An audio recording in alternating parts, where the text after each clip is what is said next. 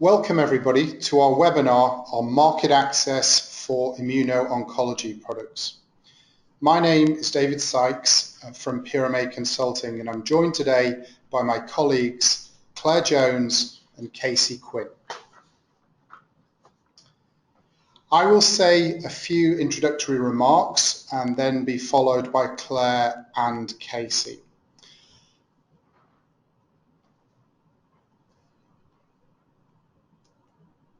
At the end of the webinar, we will open up to questions. Using the control panel illustrated on this slide, you will be able to submit questions during the webinar. If time does not allow for us to respond to your questions, we will get back to you with a response after the webinar.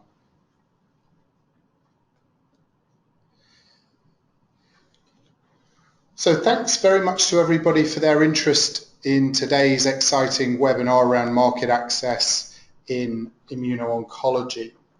This slide briefly illustrates our deep experience at PRMA in oncology, which covers both solid and heme-onc settings as well. This webinar is the fifth in our series this year relating to themes around market access and oncology.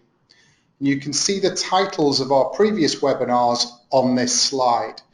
If people are interested in viewing these past webinars, please drop us a note and we can send you the link. Throughout these series of webinars, we've developed a framework for understanding the key market access trends in oncology, and this slide highlights those key challenges and opportunities from a manufacturer perspective. And there will be a number of these themes that we focus in on during today's talk. As everybody on the call will be aware, HTA agencies are inherently conservative, and their approach to assessment for IO agents is exactly the same as it is across oncology. They give no credit for MOA, they're interested in outcomes only.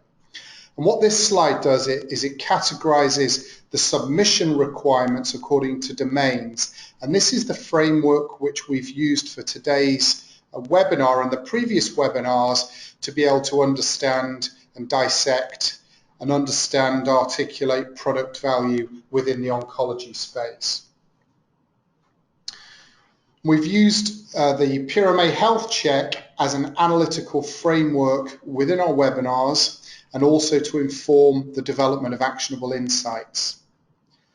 So with that introduction over, I'm going to hand over to my colleague Claire Jones, who will take us through an introduction to immunotherapy and oncology and start to highlight some of the key learnings that we can take from current assessments. Thank you, Claire.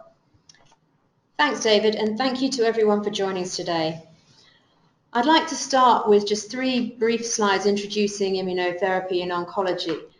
As a very different approach to treating cancer, immuno-oncology has introduced several new market access challenges, in addition to the challenges that we see with other types of oncology drugs, which of course still apply.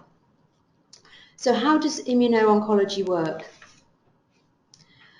Rather than having several slides of different types of cells signaling to each other and lots of acronyms, this diagram from an article by O.J. Finn sums it up very elegantly. We're really looking at the balance between the immune system and cancer. Normally, the immune system is detecting and eliminating cancer cells, but if this elimination isn't complete, a state of equilibrium may develop. If a few cancer cells then develop mechanisms to evade the immune system, those will be able to proliferate and you'll see tumor growth. In addition, the tumor cells may also promote a state of inflammation that then maintains and promotes further cancer progression while suppressing the anti-cancer activity of the patient's immune system. With immunotherapy, we aim to modulate the immune system to direct it back towards tumor rejection and durable responses. So let's look at some of the examples of immuno-oncology products, both those that have been approved and those in development. So we see a range of different approaches here, including modified autologous T cells through to monoclonal antibodies and viruses. There's still a limited number of products approved. Of course, Provenge at the top of the list for prostate cancer was one of the first. But we've seen an increasing number with a lot of excitement recently about the checkpoint inhibitors, and then looking at products in development. Of course, there's a lot of discussion around the CAR-Ts. Early approvals have been mainly for solid tumours, although of course we're seeing advances in hematological malignancies now too, with blinatumomab approved in the US. But today I'd like to focus on solid tumours and melanoma in particular. In melanoma, we've seen 3 products approved in Europe, with another 2, and then the Ipi-Nivo combination on the horizon. We're going to take Ipi as our case study, but focus on its first indication, which in Europe was in second-line melanoma, to see the market access issues raised. But first, let's pause to consider how value is assessed. So this is the framework that we're going to be using as we go through the presentation. There's no doubt that there's an increasing focus on demonstrating value for all products, but it's particularly true in oncology and applies globally. For example, in the US, we've seen a number of frameworks developed or in development, including those from ASCO, NCCN, and the Memorial Sloan Kettering Abacus. But in the US, Europe, or elsewhere, assessments generally focus on the areas shown here. As we move through the presentation, we're going to focus on assessments from a range of payer archetypes, including those which focus on relative clinical effectiveness and cost effectiveness. So going back to melanoma, ipilimumab was the first product, not only the first immuno-oncology product approved in melanoma, but the first product approved for many years, although several others followed very quickly, as you can see here on the timeline. And that landscape included both immuno-oncology agents and targeted agents. But ipilimumab really led the way, particularly for immuno-oncology products, so we're going to look at how it fared in HTA assessments.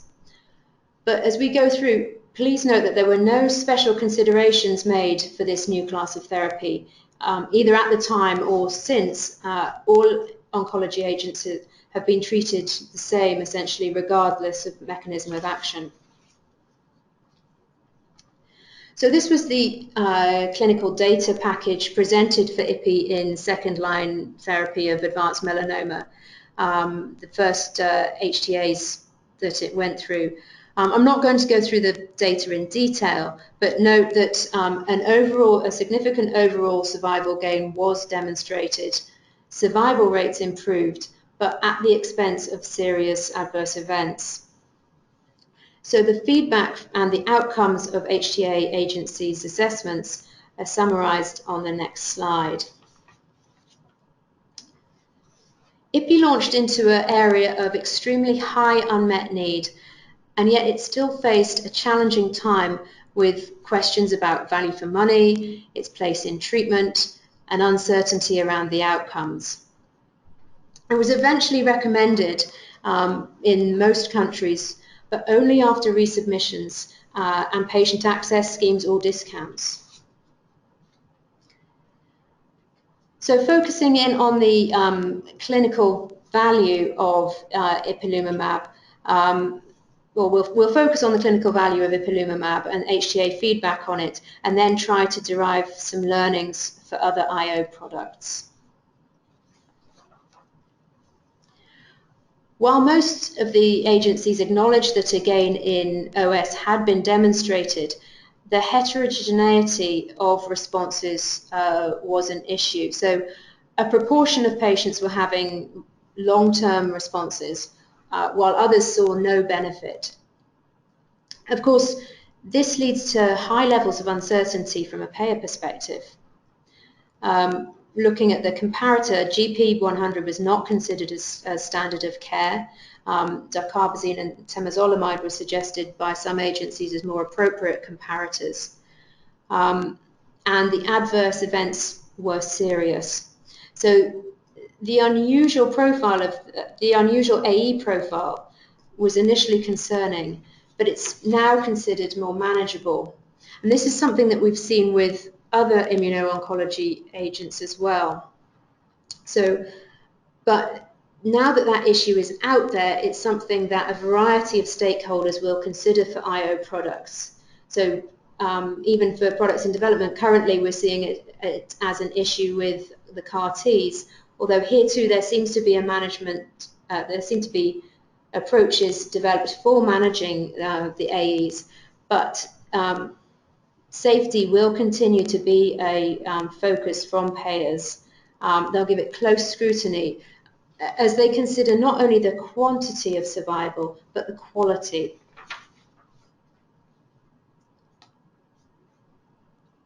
Moving on, let's consider the patient population, again starting with agency feedback on IPI. So for this domain, different agencies focused on different aspects. Notably in France, the TC restricted use of IPI within the regulatory label to BRAF wild-type disease. Remember that vemurafenib was licensed after IPI, but the TC pointed out that vemurafenib was likely to be used in BRAF mutant disease, and there was no data on the use of IPI following vemurafenib. In turn, NICE picked up on the heterogeneity of response, pointing out that the survival is limited to a small number of patients, and there doesn't seem to be any way of identifying or predicting those patients who are going to respond.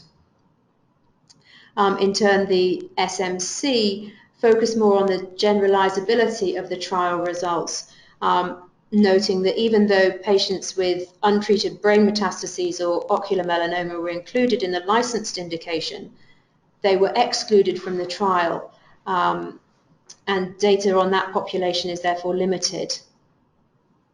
Then several agencies, including the GBA and PBAC in Australia, commented and questioned the size of the patient population, with some noting that it was potentially underestimated. So it is important to try and demonstrate convincingly what the size of the patient population is going to be. Other considerations for future immuno-oncology products again come back to that heterogeneity of responses. So many of you will be have seen payers splintering a population into subgroups, and we can expect to continue to see that based on a range of stratification factors. But in particular, there's also likely to be a lot of focus on the use of biomarkers. So many of you will be familiar with the data presented at ASCO, particularly for melanoma and non-squamous NSCLC, using the tumor expression of PD-L1 as a biomarker. However, the consensus at ASCO appeared to be that this biomarker is difficult to measure. There's a range of different techniques that might be used. It's a dynamic marker, and the clinical opinion appeared to be that it's just not ready. PD-L1 expression is not ready for routine use for selection of patients onto therapy. So all of this is going to really increase payer uncertainty. So manufacturers need to consider different value propositions for the PD-L1 positive, PD-L1 negative populations, or all-comers populations. And these value propositions are going to translate very differently to the different payer archetypes. Moving on to the place in therapy, we're going to consider the treatment pathways, standard of care, and comparators. As I mentioned earlier, HTAs are set up to subdivide populations, and this subdivision into subgroups can reduce the statistical power of a trial. It also introduces different comparators for different subgroups. Then furthermore, the patient characteristics of subgroups may not match those observed in clinical practice. So that raises questions about the generalizability of the trial data to routine practice, something that, that payers get very concerned about.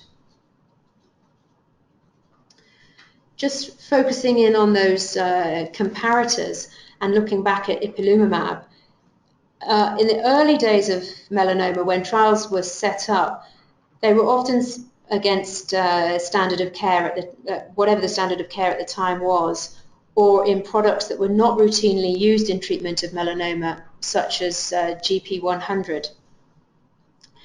Now, the landscape's moved on, and the nature of the challenge has grown as it's more difficult to then hook your product into a network of evidence and compare your product to the new standard of care or other new products. So there's a high degree of uncertainty, both technological and methodological, around conducting these types of comparisons between treatments, which means that you're going to need to think about subject groups very strategically. Is it technically feasible and strategically desirable to use subgroups?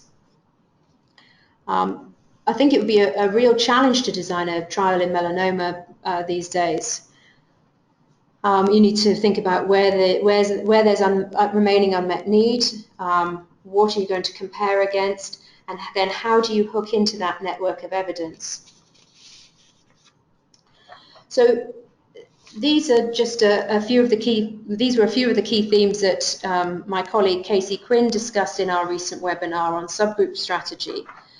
But today he's going to pick up on some of the challenges of demonstrating value for immuno-oncology products from an economic perspective. So there's going to be a brief pause while I transfer to Casey.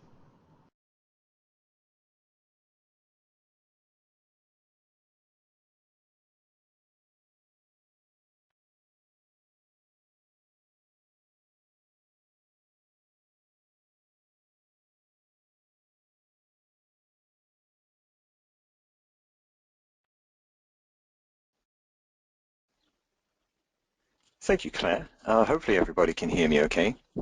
So yeah, as Claire said, I'll be picking up on the economic value of immunotherapies. And economic value, if we move to the next slide, is about measuring and quantifying benefit and considering that benefit in a few specific ways. First is relative to cost, budget impact, and cost effectiveness. And the second is considering it incrementally, which means relative to the standard of care that's going to be replaced. And both of these two issues intersect here. Picking up on the point that Claire was just making about comparators, this is part of where some of the challenges begin to kick in. As she mentioned, historically in melanoma, there haven't been RCTs that are similarly designed with similar standards of care, which means that indirect treatment comparison has gotten to be very challenging. The other is that the treatment pathways and the standard of care are themselves evolving over time fairly rapidly in melanoma, but they're also evolving quickly in other diseases also. And then there are other technical challenges that Claire alluded to around clinical trial design and survival, and these affect the technical feasibility of ITC methods. And all of these things combined contribute to uncertainty, and particularly structural uncertainty in demonstrating the economic value. In the case of ITC and in the case of melanoma specifically, we have seen that the ITC methodology and acceptance has been a problem in melanoma. This you can observe in the UK for NICE, but it's likely to be a challenge elsewhere for other immunotherapies, and that's going to be due to crossover, which is increasingly present in trial designs. It's going to be due to heterogeneity, particularly related to mutation status and other prognostic factors, which vary between patients and between trials, and this affects indirect comparison. And it's also going to be due to survival long-term, because this is particularly related to immunotherapy and the benefit that it has. But at the same time, that affects indirect treatment comparison methods that rely upon hazard ratios. What you see to the right here are a few of the more emergent methods that we have seen growing in melanoma, but they're also methods that I think we're going to see more of in immunotherapy and immuno-oncology. If we focus a little bit more specifically on survival analysis in and of itself is a challenge for immunotherapy, and slightly differently to conventional therapies, so systemic treatment and chemotherapy. As it says, overall survival and survival gain is still the gold standard for payers. There is still the expectation of demonstrating, first, that overall survival gain exists, and second, quantifying that gain in terms of life years and quality-adjusted life years. And this can present a challenge in immunotherapy and immuno-oncology because of things like the delayed and then the durable response, which generates more technical challenges estimating survival with very heavily censored data. And the other is what's called the tail of the distribution. So the built-in expectation with immunotherapy is that there's a flattening of the tail of the survival curve and there's pronounced long-term survival. But then the questions are, where does that tail exist? How long is it going to last? And which patients are going to benefit from it? And we have an illustration of this on the next slide, looking at survival extrapolation. And this is a relatively simple example that brings some of these ideas together. What you're looking at here is just an ordinary Kaplan-Meier curve in green on the left, and then conventional regression-based methods of extrapolation coming off of that. So you can see standard survival, conclusion of the observation period, extrapolated survival, and then the table just illustrates the difference in overall survival, the difference in life years that you get even just with the methods that are conventionally used. But what I want people to focus on is, if you look at the green Kaplan-Meier curve, it flattens out at the bottom. And this is built into the value proposition for immunotherapy. What does that flattening represent? Is it going to stay relatively flat? How long is it going to last? And then one of the key questions is, in which patients will that flat curve persist? So as Claire has already talked about, we already know that some patients respond and survive very well, and some patients don't respond or survive particularly more than we would observe with systemic chemotherapy. The challenge then isn't just, here is survival that has a different shape, how do we extrapolate that accurately? Because that is a very statistical approach to the problem. The challenge that payers are certainly picking up on more is, how do we take what has hitherto been unobserved heterogeneity and make it observed heterogeneity? To what extent can we model and predict survival in patient subtypes around response, time to response, durability of response, disease stage, tumor mutation status? And all of these things are going to be factors in the point made at the bottom. Traditional extrapolation methods often don't work that well in immuno-oncology, and there's going to have to be a need for more sophisticated methods in order to accurately measure the survival benefit. And the final point that I want to make relates to safety, because the basic value proposition still applies in immunotherapy as it does elsewhere, which is improvement in survival without unacceptable toxicity or loss of quality of life. And adverse events in immunotherapy up until now have been observed to be a little bit different. They're becoming more familiar to clinicians and to payers, but the evidence that's behind those still has to be treated a little bit more carefully, because the safety story still has to be woven well into the clinical and the economic value story overall. And this includes the cost of managing adverse events and what those adverse events demonstrate. Do they affect remaining on treatment or not? And then finally, those last few points, what is the effect on health-related quality of life, both overall and within the context of the disease and within the context of treatment, and as compared against the duration of survival that can be observed?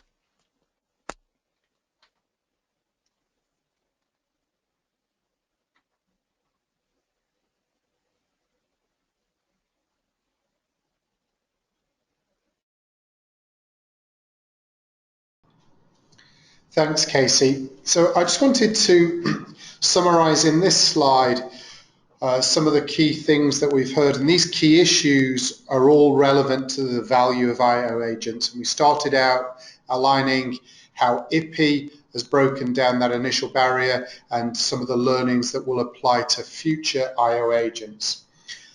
It's clear that all those key issues have led to increased payer uncertainty. And as Claire talked about, agencies are set up to splinter value through subgroups and comparisons with cheaper comparators.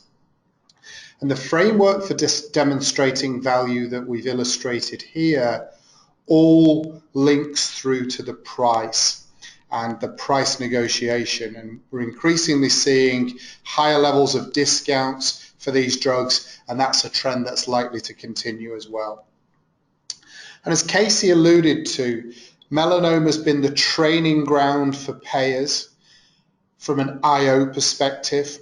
Payers are now starting to better understand IO value profiles, but their approach has not changed and they remain inherently conservative.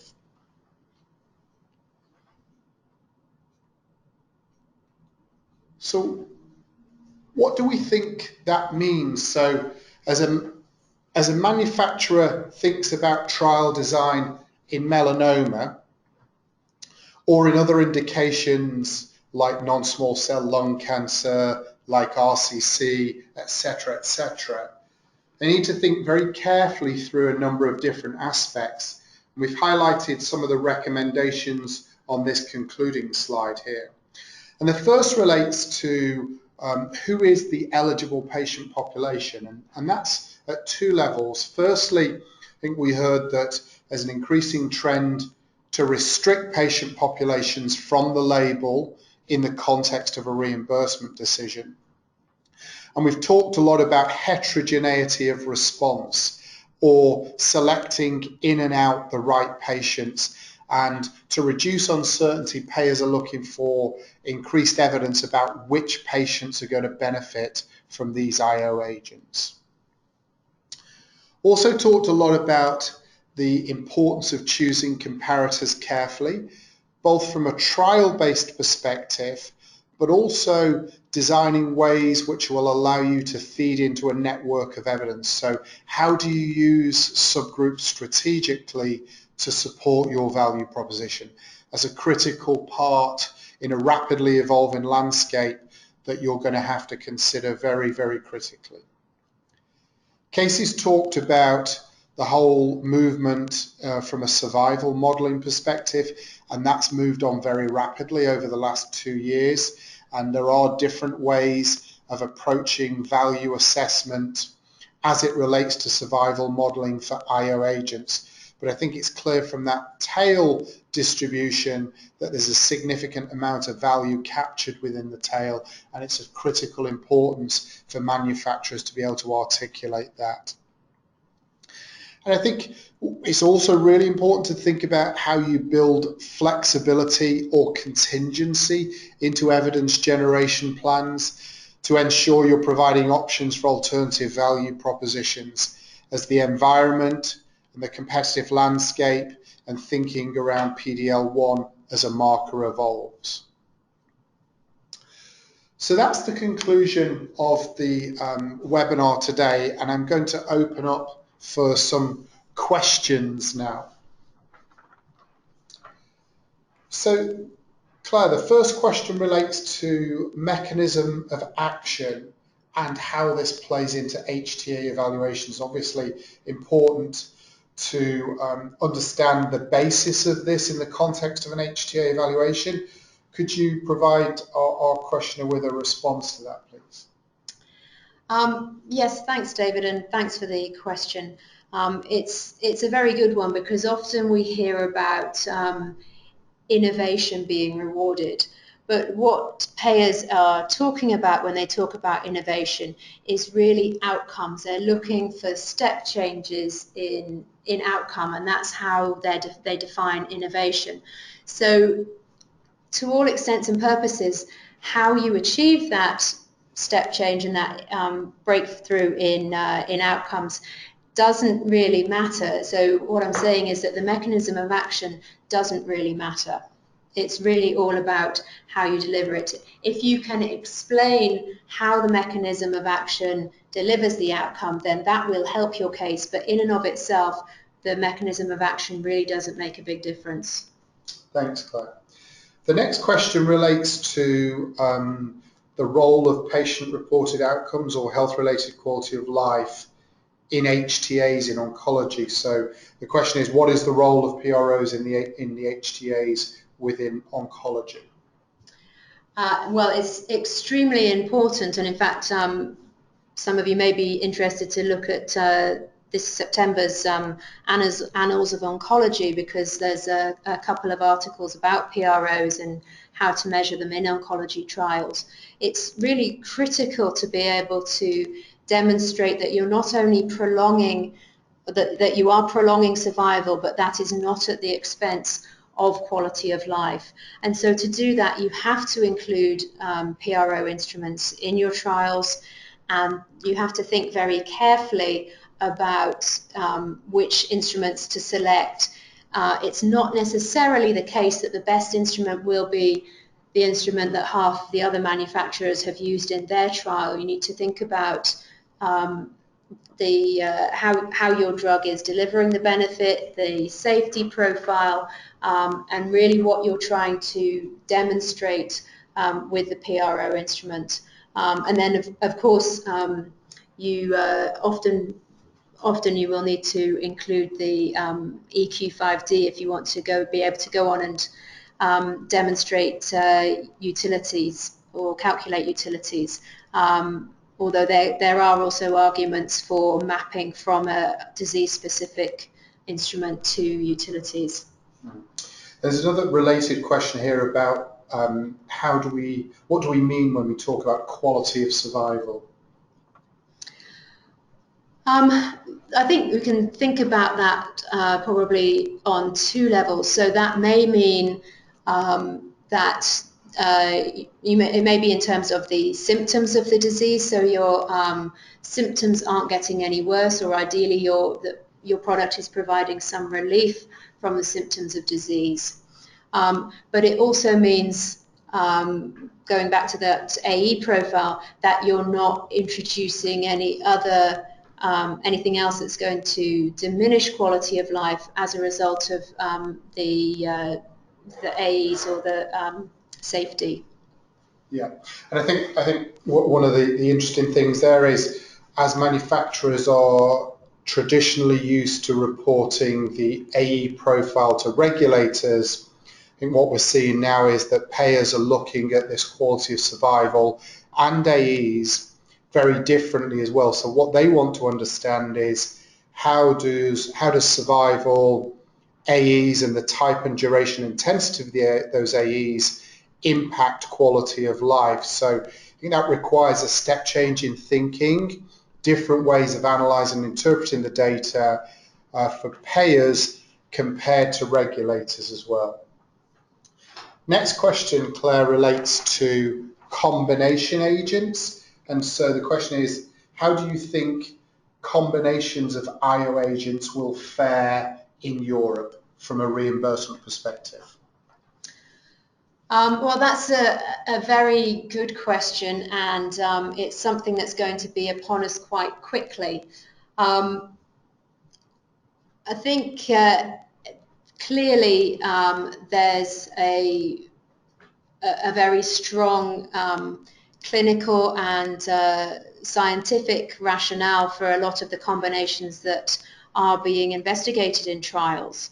Undoubtedly, some of them will deliver substantial improvements in quality of life.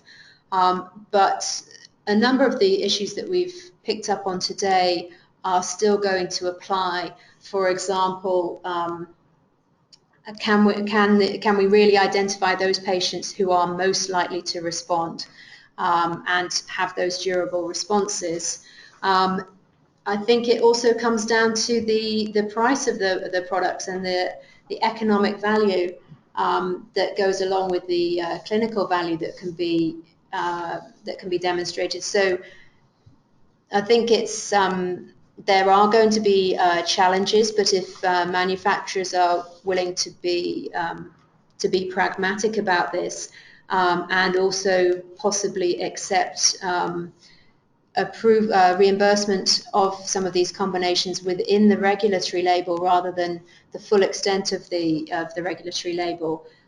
We're certainly going to see them, and we will see them reimbursed, but it's not going to be straightforward. Yeah, and I think in the context of that as well, the quality of survival is even more important when you're adding on to existing agents as well, to be able to demonstrate that there's no deleterious impact on quality of life or AEs that have a patient relevant impact as well. Another question here relates to trial design. So Claire, what do you consider the key considerations for trial design for combination IO agents, particularly when one is standard of care, e.g. Nivo in melanoma, and an early stage investigational IO? Wow, that's quite something to get your head around when you're placed on the spot as I am. I think it comes down to, as we would normally consider, the trial population, the comparator, PRO instruments, and endpoints. So of course, it depends which line of therapy you're considering, and there would be an argument possibly for introducing another agent on top of Nivo if you're using Nivo in first line possibly.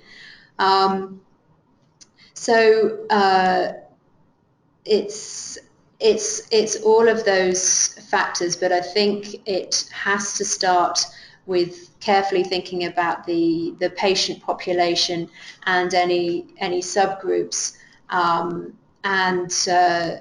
and how you can maximize the value story that you're going to be putting across. David, you may have something to add there. Yeah, I think for me it's critical to understand that, as Claire said, that there will be opportunities for reimbursement of these combinations. It won't be every combination, and I think it's incumbent upon the manufacturers to be very honest with themselves and the development teams to say, okay, there's a nice scientific rationale for this. We need to demonstrate synergistic benefit, but what is going to be the value from a payer perspective, and how does that relate to the reimbursement opportunity vis-a-vis the regulatory label as well. So it's really important for manufacturers to critically assess each of those opportunities. Another question here is relating to recent initiatives from ASCO, NCCN, and additionally Memorial Sloan regarding value assessments, pricing advocacies, etc., regarding oncology drugs. So what are the consequences we would anticipate from those initiatives? Another easy question. Well, as I understand it, the NCCN framework is still in development, but looking at the ASCO framework, it is about that that hierarchy of evidence. So starting with OS rather than PFS as an outcome, and kind of moving down to ORR. So there is going to be a substantial impact. I think it's going to be very interesting to see just how well aligned the NCCN, ASCO, and other frameworks are. But I don't think there's going to be any getting away from looking at the OS benefit, the quality of survival, and unfortunately the cost of the product as well. Yeah. There's a follow-on question here relating to OS as a primary endpoint. So what's your view of OS as the primary endpoint for IO therapies, given the risks versus payer requirements?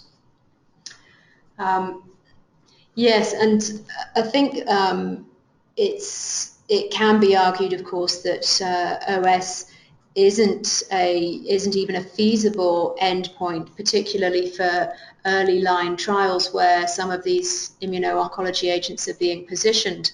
However, we've looked quite a lot at the payer attitude to PFS, for example, as a surrogate for OS.